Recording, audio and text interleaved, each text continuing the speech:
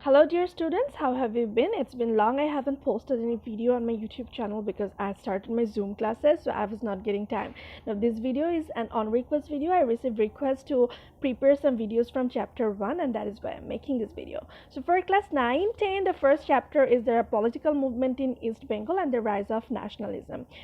This chapter will be comparatively easier for you to understand because you have been studying about this topic since your childhood, right? The only difference is you are going to learn some more information in detail in the textbook of class 9, 10. So whenever you're starting this chapter, you need to summarize the topics that we are going to learn in this chapter. The first one is the language movement. We will start it with 1947 and we will end it with 1952 year. Okay, the next one is the formation of Army League because this political party led our liberation war. The 1954 United Front election, 1958 martial law, 1966 historical 6-point demand, then 1968 the historical case of Agartala, then 1969 the mass upsurge, and 1970 general election of Pakistan. So in this video I'm going to start with language movement, the first topic, the first movement against the Pakistan as well. Now, whenever you're studying language movement, you need to remember some years: 1937, 1947, 1948, and 1952. Okay, now why 37? Pakistan was not born at that time. The reason is the language related issue was created at that time. What happened? There was a political party that actually played the main role in the division of India and Pakistan, that is the Muslim League. So in Muslim League there were Urdu spoken leader and Bengali spoken leaders as well. So in 1937, Muhammad Ali Jinnah proposed that Urdu should be the official language of Muslim League. So why that? So Sher Bangla A.K. Fazlul Haq opposed this. And whenever Pakistan was born in 1947, the language related issue was again created. What should be the official state language of the newly formed state? Chaudhry Khalikuজ্জামান and Dr. Ziauddin Ahmed from West Pakistan proposed that Urdu should be the state language of Pakistan. Linguist from our country, the prominent linguist, all of you know his name, Dr. Muhammad Shahidullah, and the professor of Dhaka University, Dr. Muhammad Enamul Haq, opposed Chaudhry Khalikuজ্জামান and Dr. Ziauddin Ahmed. Whenever you are studying 1947 as a part of our language movement, you need to know about two organizations. Number one, Tamaddun Majlis, which is a cultural organization and which played very important role in favor of Bangla during the language movement.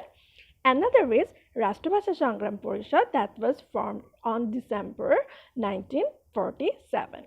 So in 1947, in Karachi, an education conference took place where Pakistan declared that Urdu should be the state language of Pakistan. And definitely, whenever the news came to East Pakistan, the people became very angry and they started protesting against it. So, as a consequence, Rashtrabhasha Sangram Porishad was formed. These are the information you need to know from 1947. Now we will move to 1948.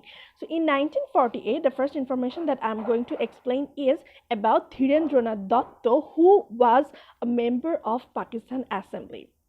So he, on 23 February 1948, proposed in Pakistan Assembly that Bangla should be one of the mediums of proceeding in the assembly. At that time, there were Urdu and English. Why not Bangla? Because if we calculate percentage-wise, Bangla spoken people are more in Pakistan. So why not? But unfortunately, his proposal was rejected. Whenever the people of East Pakistan got the news, they became very angry. They started protesting against this rejection of Dhirendranath Dutta, rejection against Dhirendranath Dutta. That was very unacceptable fact, and as a result, call for Bangla language day, strikes, these were being observed in East Pakistan. At that time, East Pakistan Chhatra League, an organization of the students, played very important role in our language movement. So many students were arrested by the Pakistan who took part in our language movement at that time. But the movement got intensified at that time. At one point, the then Chief Minister Khaja Najimuddin became compelled to sign an 8-point agreement with the Rashtrabhasha Sangram Porishad. Do you remember about Rashtrabhasha Sangram Porishad that was formed on 1947? That Rashtrabhasha Sangram Porishad was again reorganized in 1948 as well, and the chief minister signed 8-point agreement with the Rashtrabhasha Sangram Porishad, where you will find out, if you read your textbook, you will find out that the 8 points were very logical and in favor of Bangla, and the protesters who were in favor of Bangla were the language movement. But after that, whenever we thought maybe the situation would be a better one, but that didn't happen. In 1948, Muhammad Ali Jinnah again came to Dhaka on 19th March, and on 21st March and 24th March, twice he declared that Urdu and only Urdu should be the state language of Pakistan. What kind of declaration was that? So the students, the first one on 21st March, he declared it in the Racecourse Ground, and in 24th March in the convocation of Dhaka University. In both places, the people and the students protested saying no, no. Okay, so these were the information that you need to know from 1948 as a part of language movement. Now we will move to 1952. Remember about Khaja Najimuddin, who was the chief minister in 1948 and signed the 8-point agreement? In 1952, he became the prime minister of Pakistan. In 1952, do you know what did he do? He again said that Urdu and only Urdu should be the state language of Pakistan. How disgusting. So at that point, people of East Pakistan became very upset and angry, and they started the movement again. So the movement became intensified at that time. It became so much intensified that at one point, Pakistan government decided to declare section 144. So you know what section 144 means, right? People cannot continue a procession, or meeting gatherings are prohibited for that time. So you understand that they actually did it to stop our gathering, our meeting, our procession, our language movement. At that time, the students of East Bengal played very important role in the language movement. Basically, their role in language movement was basically a student-based movement. Most of the students were the part of this movement, right? So the students and the people or the leaders who were related to language movement, they became very confused whether to break this section 144 or not. Finally, they decided to violate section 144 because the people of East Pakistan who were involved in the language movement were very brave.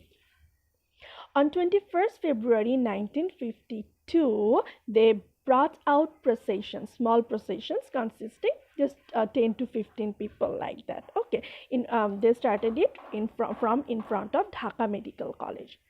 First of all, the police of Pakistan government hurled tear gas and charged baton on the protesters. At one point, the police opened up fire. And all of you know that is one of the saddest incidents of our history. So many students, so many protesters became martyred at that time. You know the names, right? Rafiq, Shafiq, Barkod, Jabbar. So that was the incident of 21st February. Now on 21st February, a temporal memorial was built to commemorate the martyrs in front of Dhaka Medical College. The killing did not stop in 21st February. On 22 February, in the morning procession, another person was killed named Shafiur Rahman. So, remember, I was talking about 21st February's memorial that was built. On 23rd February, that Shahid Minar, or that memorial, was inaugurated by Shahid Shafiur's father. Shahid Shafiur, that means who was the martyr of 22nd February. But the police demolished the Shahid Minar on 24th February 1952. However, do you think we succeeded in our language movement? Yes, we did. Bangla is the only language, Bengalis are the only nation that actually shed their blood for their language. In 1956, in the Constitution of Pakistan, finally, Bangla was considered as one of the state languages of Pakistan. Not only that, ultimately, after 1952, we started observing the day 21st February as our National Martyr Day.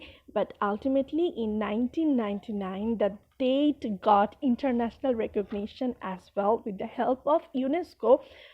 Since that time, since 1999, Bangla 21st February has been being observed as International Mother Language Day.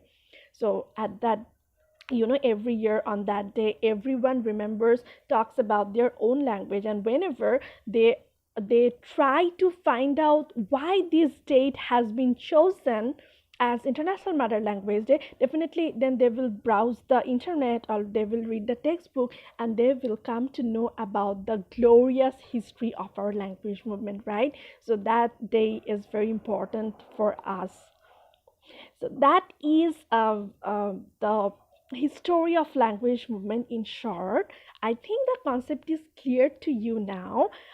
In the next video, I have a very small topic to discuss about language movement, but I'm not going to discuss it in this video. This video is getting a long one. Wait for my next video. I hope the historical incidents related to language movement is clear to you. But if you still have any question, you can ask me in the comment section, and see you in the next video. Till then, everyone, take care, stay well, and stay safe.